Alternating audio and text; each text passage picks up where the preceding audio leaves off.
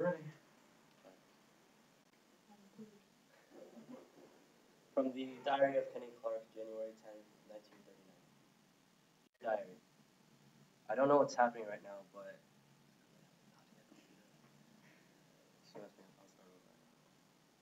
don't do that. I'm not doing anything. From the Diary of Kenny Clark, January 10th, 1939. Dear Diary, I don't know what's happening right now, but Mom says we have to leave here. The bad guys are coming, she says, and there are no heroes here to save us. No heroes at all. That was the last diary entry Kenny ever wrote. The last time his fingers ever touched that book. For after he wrote that last word, humanity as a whole was hit with a disease. A disease worse than any cancer or leukemia. A disease with the destructive force to wipe out miles and miles of beautiful and hopeful land, and put in its place nothing. Nothing but lost memories and ashes. That took within its unshakable grasp of death the lives of millions of people, making the death toll rise higher and higher and higher. A disease that tore families apart like they were nothing. A disease that left millions of kids and innocent people scarred and hurt for life. Kenny, however, was mistaken. For he would go on becoming himself, helping all those who needed him. And like many heroes of his time, he did indeed fall. According to the National Archives of the U.S. government, 60 million people fell with him in World War II, all to the bloodstained hands of violence. That keeps on reoccurring. The surface on both sides. Race, side, or nation will always look up to the sky, hopes of better days, hopes of a brighter future. Because everybody seems to want peace. This idea baffles me because if so many people want peace, and if it seems that nobody's advocating against it, then why can't we just have it? Why can't we just have peace? This is a question that has led me to stand today. I thought about it because, to be honest, hearing all of those horrible, horrible news reports on TV and hearing about the shootings at Sandy Hook, I was just frustrated. Not frustrated, I was done. I had to know why. Why did it have to be this way? Why did violence always get the upper hand? And I realized that I was wrong. I was asking myself the wrong question, and I was searching for the wrong answers, and that really wasn't going to work for me. So I decided to take a step back and organize my thinking and problem solving into three parts. First, answer the question: what is peace? What do I need? Why we don't have any of it, and how we. Thanks to you, ladies and gentlemen, in those three parts. What is peace? Why do we have it, and how can we obtain it? All right. What is peace?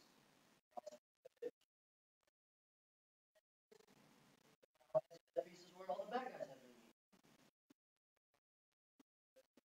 playing around with nothing to do. That when the power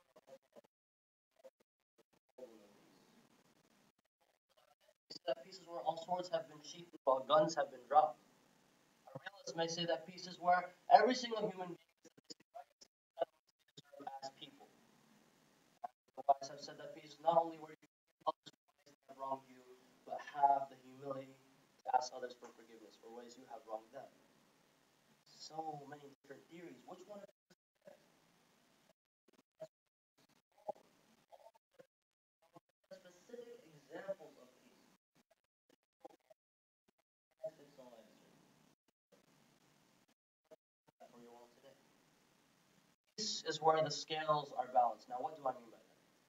This is where nobody sees themselves as better than or worse than anyone.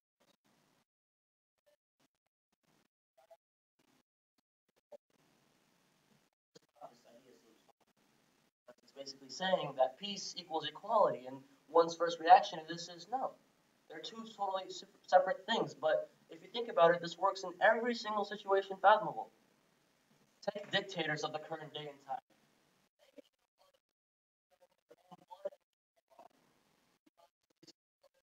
And those they kill. In comparison to them. Because of their power, and as a result, they use that as to and hurt others unrightfully. World War II happened mainly because of Hitler. What was Hitler's whole ideology?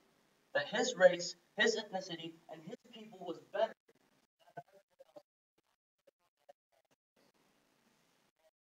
Back to our society today, why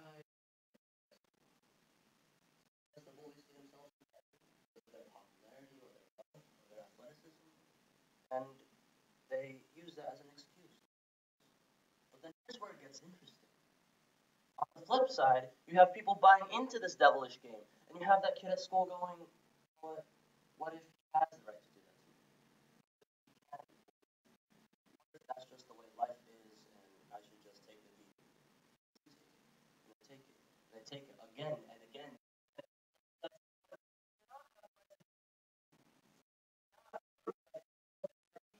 You cannot do that.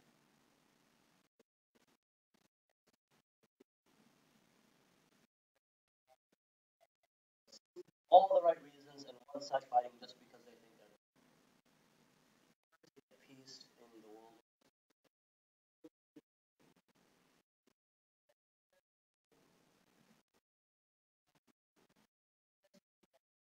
As equal. My speech today, and only take out one thing. Just remember this: take the person sitting next to you. They have strengths that you don't have, and you have strengths that they don't have. However, none of you is the better person. Both of you are wonderful. Both of you are people. And both of you are equals. That's how he answered the third and final significant question of them all. How do we get peace within this small? We can't really change it. I'd like to share with you all another little story. In 2011, Jimi Hendrix, an Australian lad, gave a wonderful talk about a speech he has been about a dream he has been trying to achieve ever since he was a child. He wanted to create one day of peace, one day in which the whole world observed as a day of nonviolence, both in the physical and in the emotional forms.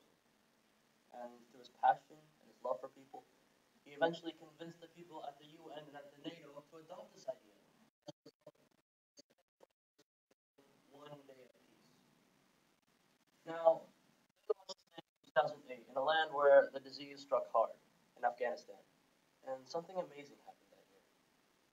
The Taliban agreed to observe this day, as did the people, and together they the ISAF, international organization. Violence in Afghanistan was down by 70% that year. 70%. The people saw how wonderful peace was. Implement the magnitude of the results. Whenever anyone like myself or blabbing on about peace were immediately pegged as naive. In fact, I was asking my best friend to practice my speech in front of him. And after I was done, his speech is alright, but why would you choose peace of all things? Come on, man, do you actually believe that? It's a lost cause. Why even bother? Do something so small. We as a are better than giving up. We are better than losing.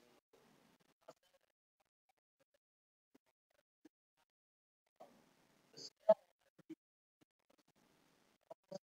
face the right direction. Head back to the bottomless abyss of violence.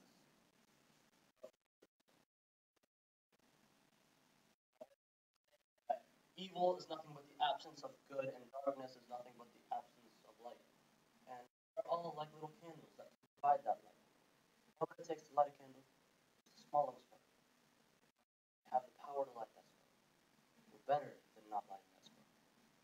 I cannot make a difference by myself. I cannot light up this darkness. As this small, as the nation,